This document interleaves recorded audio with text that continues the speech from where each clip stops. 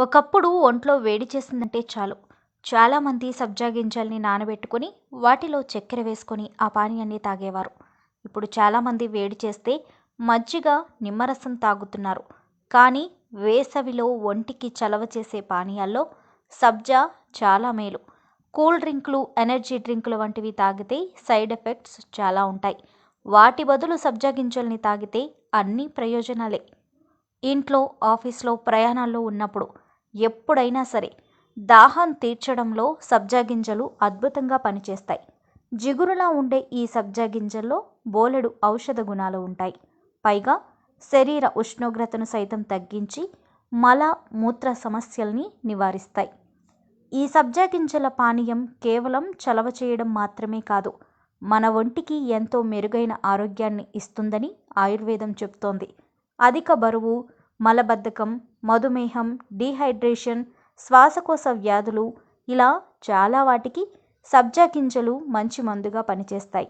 సబ్జా గింజలను నీటిలో కలిపి తింటే తలనొప్పి ఇట్టే ఎగిరిపోతుంది. మైగ్రేన్తో బాధపడుతున్న వారు ఇలా చేయడం వల్ల సమస్య నుంచి ఉపశమనం లభిస్తుంది.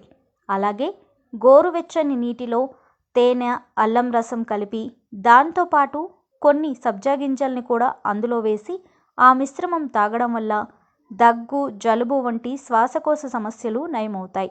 సబ్జా గింజలు ఎసిడిటీని దూరం చేస్తాయి. ఈ గింజలు క్రీడాకారులకు బాగా ఉపయోగపడతాయి. ఆటలు ఎక్కువగా ఆడడం వలన శరీరంలో తేమ తగ్గి నీరసించిపోతారు. అందుకే ఈ విత్తనాలను రోజు తీసుకుంటే శరీరంలో తేమను పోనీయకుండా నిలిపి ఉంచుతాయి. గొంతులో మంట, ఆస్తమా, తీవ్రమైన జ్వరం, తలనొప్పి లాంటి సమస్యలు పీడిస్తున్నప్పుడు ఈ గింజల్ని నీళ్ళల్లో నానబెట్టి నేరుగా తినేస్తే ఎలాంటి చిరాకునైనా ఇట్టే తగ్గిస్తాయి. డయాబెటీస్ ఉన్నవారు పంచదార వేసుకోకుండా సబ్జా వాటర్ తాగితే సమస్య కంట్రోల్ అవుతుంది.